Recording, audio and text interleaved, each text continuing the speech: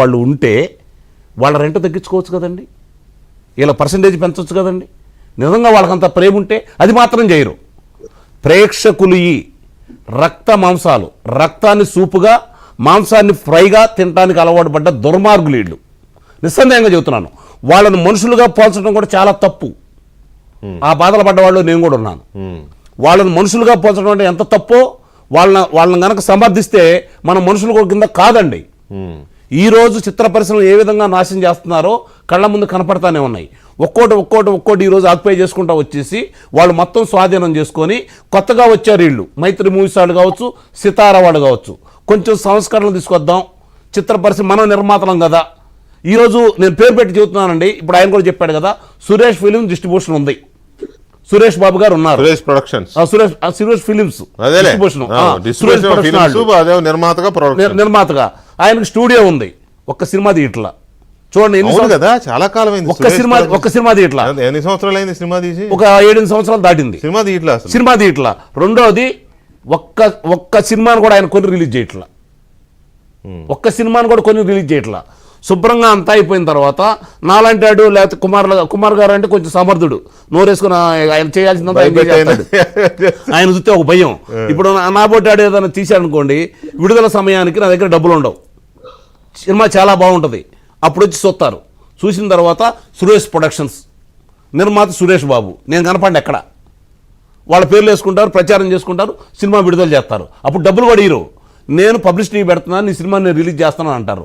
ఇప్పుడు ఈయన ఉన్నాడు కదా, ఈయనకి చిన్న సినిమా అని చెప్పని పర్సంటేజీ ప్రకారం రాసుకుంటారు. నా అకౌంట్లో దానికి రెంటని రాస్తారు.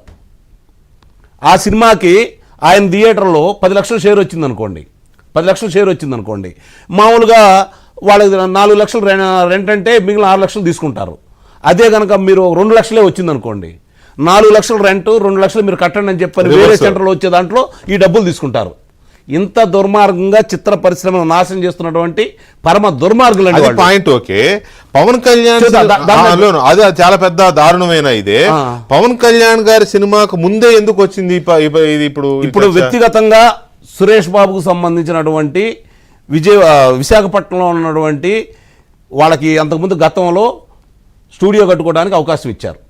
విశాఖపట్నం సురేష్ బాబుకి స్టూడియో కట్టుకోవాలి కదా, చిత్ర పరిశ్రమకు సంబంధించిన వినియోగించాలి కదా. దాన్ని అతను మామూలుగా మన భవన సముదాయాలు నిర్మించుకోవడం కోసం అవకాశం ఇచ్చాడు. చూస్తా కూర్చుంటారా? చిత్ర పరిశ్రమ కోసం కేటాయిస్తే మీరు సొంతంగా లాభపడటానికి ఒప్పుకుంటారా? ఇది ఒక కుట్ర కోణం. రెండోది ఇందాక సోదరుడు ప్రభుత్వం ఆ భూమిని అదే కోపం.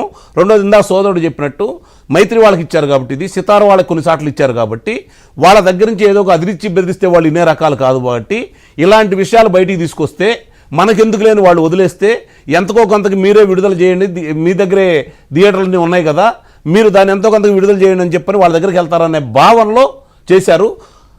పవన్ కళ్యాణ్ గారిని చాలా తక్కువగా అంచనా వేశారు వీళ్ళు. ఇది ఊహించలా, ఈ రకమైన లెటర్, ఈ రకమైన నోటు పవన్ కళ్యాణ్ గారిని ఇప్పుడు ఆయన అందరినీ రమ్మన్నాడు. అందరినీ లేకపోతే అంటే మీరు అనకూడదు అనుకోండి. అన్ని సమస్యలకి పరిష్కారం ఎలా చెప్పాలో, ఎందుకంటే చిత్ర పరిశ్రమలో ఆయన గురించి ప్రత్యేకంగా మనం చెప్పాల్సిన అవసరం లేదు. వాళ్ళ కుటుంబం మొత్తం దాంట్లోనే ఉంది. చిరంజీవి గారు, ఆ తర్వాత ఈయన వచ్చాడు, ఇప్పుడు వాళ్ళ పిల్లలు వస్తున్నారు, ఇంకా నడుస్తూనే ఉంది. రేపు పొద్దున వాళ్ళ అబ్బాయి కూడా రావచ్చు. సాధక బాధలు ఆయన తెలుసు. ఇందాక మీరు ప్రారంభంలో చెప్పినట్టు సంపాదించిన వల్ల ప్రజల కోసం వినియోగిస్తా ఉన్నాడు. ఆల్మోస్ట్ మొత్తం అంతే గుప్పేస్తున్నాడు. ఈ రోజు వీళ్ళ బాధలను ఇప్పుడు ఆయన సంపాదనే ప్రజలకు ఇచ్చేటప్పుడు ప్రభుత్వం తరపున వీళ్ళకి సహాయ సహకారాలు ఎందుకు ఇవ్వడండి? నిస్సందేహంగా ఇస్తాడు. మా వరకు మేము ఎలా స్పందించాం, మా సంస్థలు ఎలా స్పందించినాయి, మా సాంకేతిక నిపుణులు ఎలా స్పందించారు, మిగిలిన మీరు అన్నట్టు 24 శాఖల వారు ఒకవేళ వీళ్ళు ఎవరన్నా వీళ్ళు కొంతమంది వాళ్ళ ఆధిపత్యం ఎక్కడ పోయిద్దు అని చెప్పని వీళ్ళ సమన్వయపరిచి ఆయన దగ్గర తీసుకెళ్తున్న విషయంలో ఆలస్యం చేస్తారు నిస్సందేహంగా. కానీ మిగిలిన ఇప్పుడు జరుగుతున్న దృష్టిలో పెట్టుకొని ఇంకోటండి, ఇక్కడ విషయంలో సంవత్సరానికి 150 చిత్రాలు, తెలుగు చిత్రాలు రిలీజ్ అవుతున్నాయి. 150 చిత్రాలు. ఈ పెద్ద నటీనటులు అందరూ కలిపి ఒక 20 చిత్రాల నుంచి 20 చిత్రాలు ఉంటాయి. మిగిలిన 120 చిత్రాలు చిన్నవి మధ్య తరగతి వాళ్ళు అందరూ ఉంటున్నాయి, బాగుంటున్నాయి. కానీ ఇందుట్లో ఎంతమంది చిత్రాలు విడుదల చేయడానికి ఈ రోజు నోచుకోక కొన్ని వేల చిత్రాలు ఈ రోజు కూడా మొదలుపడి ఉన్నాయి. సో ఇక్కడ ఇదేంటంటే వీళ్ళు చేసిన పని వల్ల ప్రభుత్వాన్ని కాదండి, చిత్ర పరిశ్రమను దెబ్బతీస్తున్నారు. అదే అంటున్నా, ప్రభుత్వాన్ని హట్ చేయడం వల్ల సాఫ్ట్ గా పోయేది